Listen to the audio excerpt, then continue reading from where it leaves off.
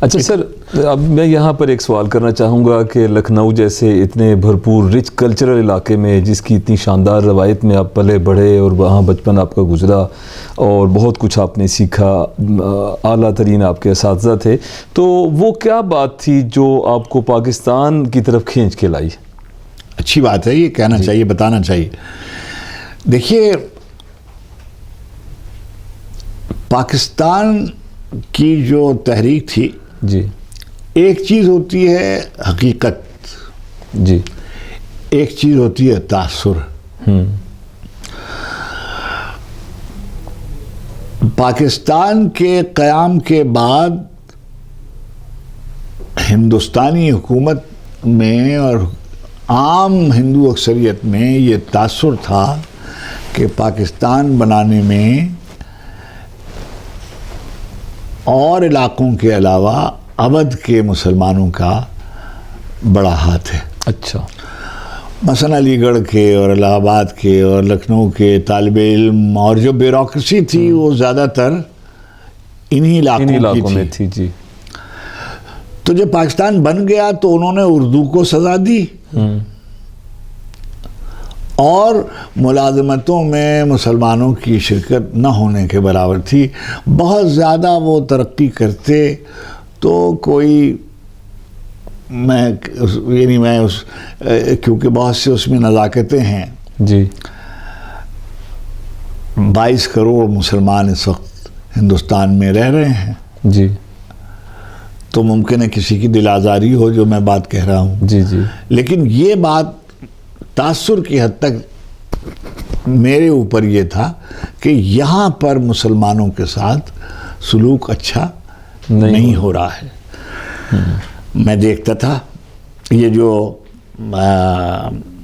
ہندوستان کے بعد میں وزیر اعظم ہوئے، جی، اٹل بہاری واجپئی، میرے ایام طالب علمی میں یہ جنسنگ سے لکھنؤ میں انہوں نے انتخاب بھی لڑا تھا۔ اچھا، میں کہنا یہ چاہتا ہوں کہ یہ سب چیزیں سموتھ نہیں تھیں۔ یہ سب مجھے یہ بالکل میرا راسخ خیال تھا۔ جی، اور میں اپنے نانا سے یہ کہتا تھا کہ بابا میں یہاں نہیں رہوں گا۔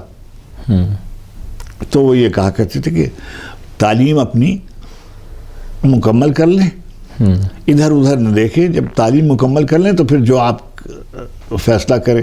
جی، عارف ابھی میرا دوسرے ایم اے کا ابھی نتیجہ بھی نہیں آیا تھا۔ اچھا، میں نے واپس کہا کہ بابا میں جاتا ہوں۔ انہوں نے کہا کہ ہاں، اس زمانے میں ایک قصہ تھا، اس کو کہتے تھے ایمرجنسی سرٹیفکیٹ۔ اچھا، کہ جن لوگوں نے پوسٹ گریجویشنز کی ہوئی ہوتی تھی ان کو خاص سبجیکٹس تھے، جیسے مثلا سائنسز میں، جی، جیسے میڈیکل سائنسز میں، فزیکل سائنسز میں، یا سوشل سائنسز میں جیسے اکنامکس میں، ان کو وہ فوراً پوسٹ گریجویشن کی ہو تو وہ آنے کی اجازت دے دیتے تھے۔ ٹھیک ہے۔ تو بالکل میں نے یہ، مجھ سے بعض اوقات دوست میرے شرارتاً کہہ لیجئے، شوخی میں کہہ لیجئے، یہ سوال پوچھتے ہیں کہ بھئی آپ 1965 میں اتنی دیر سے پاکستان کیوں آئے؟ تو اس کا سیدھا سیدھا سا جواب یہ ہے کہ 1944 میں پیدا ہونے والا بچہ 47 میں تو نہیں آ سکتا تھا، ظاہر ہے پلنا بڑھنا تھا۔ اچھا، دوسری بات یہ کہ میرے والدین اگر نہیں آئے تو میں وہ ان کی طرف سے جواب دہ تو نہیں ہوں۔ جی، بالکل۔ وہ اگر وہیں رہ گئے تو ان کا حق تھا، وہ وہاں رہ گئے۔ لیکن یہ بہت بڑی بات ہے کہ آپ نے کالج کے زمانے میں، زمانہ طالب علمی میں، آپ نے ہندوؤں کے اور وہاں کے جو لوگ تھے، وہاں کا جو نظام تھا، ان کے اندر جو تعصب پایا جاتا تھا مسلمانوں کے لیے، وہ آپ نے محسوس کر لیا تھا۔ دیکھیے، میں یہ کہہ رہا ہوں کہ میں اس کو لمبا نہیں کرنا چاہتا ہوں، میں صرف یہ کہنا چاہتا ہوں کہ ایک چیز ہوتی ہے تاثر۔ جی، ہمارا خیال یہ تھا کہ جیسے اردو نظر انداز ہو رہی ہے، مثلا یہ خیال تھا، سامنے کی بات تھی کہ ابھی دیکھیے لمبا ہے قصہ، جیسے وہاں ہندی کا رواج عام تھا، جی عام ہو گیا تھا، نیشنل لینگویج اس کو بنا دیا گیا تھا، انگریزی بھی تھی. چنانچہ اب جب فرض کیجئے کالج یونیورسٹیوں میں اردو ہو بھی، تو جب شروع کے درجوں میں تعلیم نہیں ہوگی اردو کی، تو بی اے کون کرے گا اور ایم اے کون کرے گا؟ جی بے شک. مطلب یہ تو ایک خواہ کی ٹوکنزم جس کو انگریزی میں کہتے ہیں، وہ قصہ شروع ہو گیا تھا. دوسری بات یہ تھی کہ ہم نے جو اپنے اطراف میں لوگوں کو دیکھا، جی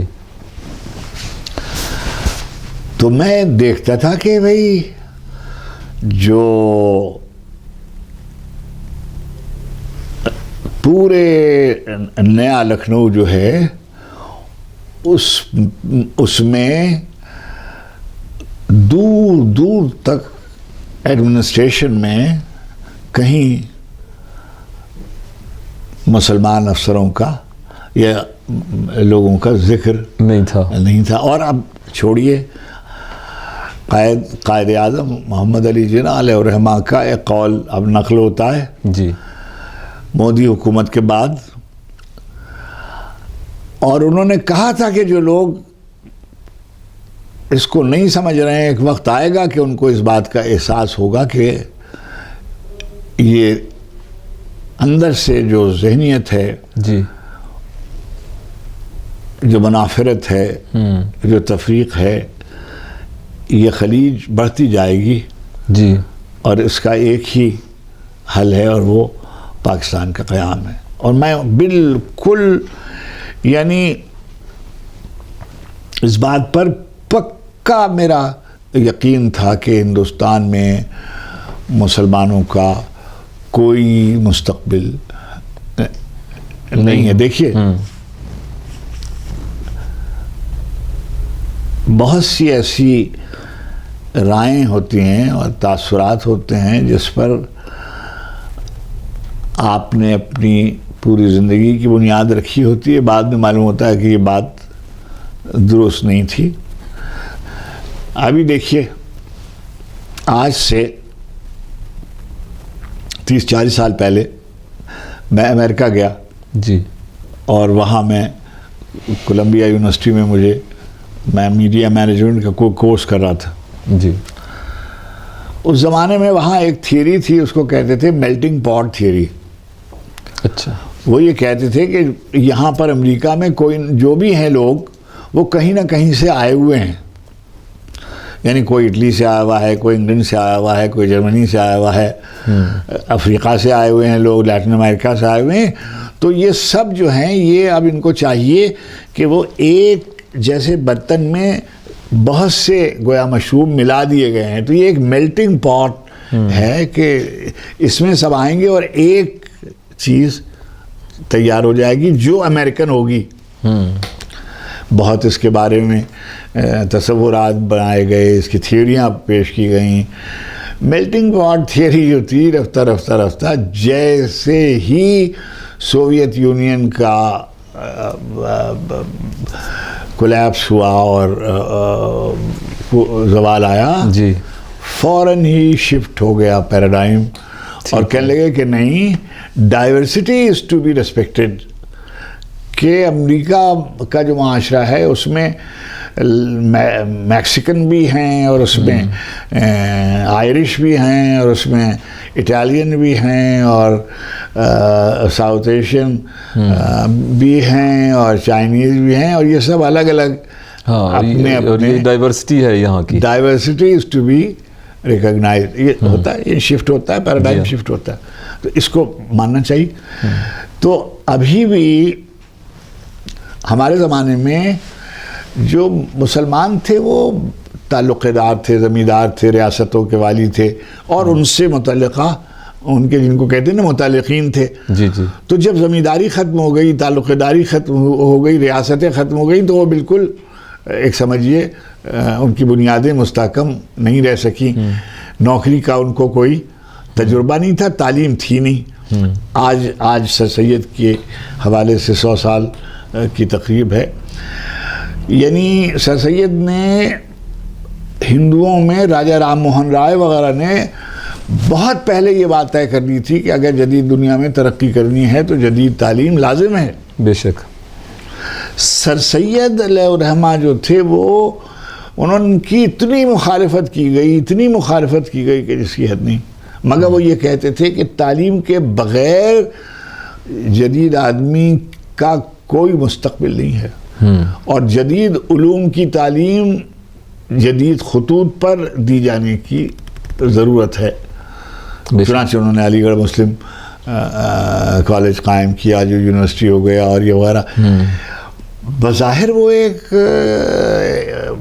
تعلیمی ادارہ تھا, مگر وہ تعلیمی ادارہ نہیں تھا, وہ ایک تحریک تھی. ہمارے مختار مسعود صاحب نے آواز دوست میں بہت ہی طاقتور جملہ لکھا ہے کہ جب ہم علی گڑھ میں پڑھتے تھے تو ہم یہ سمجھتے تھے کہ علی گڑھ چھوٹا سا پاکستان ہے اور پاکستان ایک بڑا سا علی گڑھ ہوگا. واہ. اچھا, علی گڑھ کیا تھا؟ سارے ہندوستان کے مسلمان, بلوچستان کے,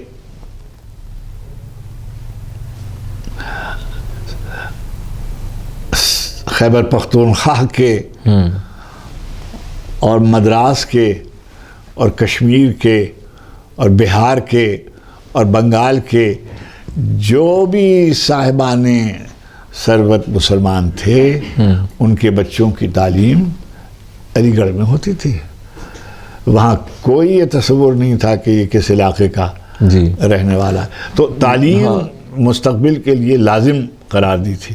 اور بڑی خدمات ہیں ماشاءاللہ ان کی, اور میں سمجھتا ہوں کہ وہ جو بنیادی طور پر جو کام تھا علمی میدان میں وہ اس کا سب سہرا جو ہے انہی کے سر پہ جاتا ہے. تو عارف صاحب, اب جب پاکستان آپ تشریف لے آئے تو یہاں آ کے آپ کی فیلنگز کیسی تھی؟ کیا ابتدائی دور میں, ابتدائی دنوں میں یہاں کیا محسوسات تھیں آپ کی؟ کیا محسوس کیا آپ نے؟ کیسا لگا آپ کو یہاں؟ دیکھیے, ایسا ہے کہ میں تو سب کچھ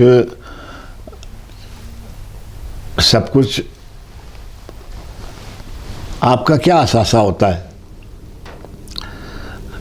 رشتے آپ کا اثاثہ ہوتے ہیں. مال و اسباب دنیا سے تو میرے پاس کچھ تھا نہیں. جی. رشتوں کا ایک اثاثہ تھا, یعنی رشتوں کا ایک اثاثہ تھا. جی. وہ بھی نہیں رہا. جی. لیکن مجھ میں ایک قوت تھی, اور وہ قوت مجھ سے مطالبہ کرتی تھی کہ میں پوری قوت کے ساتھ زندگی کی دوڑ میں شامل ہوں, آگے بڑھوں. اور میں پھر جیسے میں نے آپ سے کہا بھی جی کہ اللہ نے مجھے سہولت فراہم کی, ماشاءاللہ موقع عطا کیا, اور یہ پاکستان کا صدقہ ہے.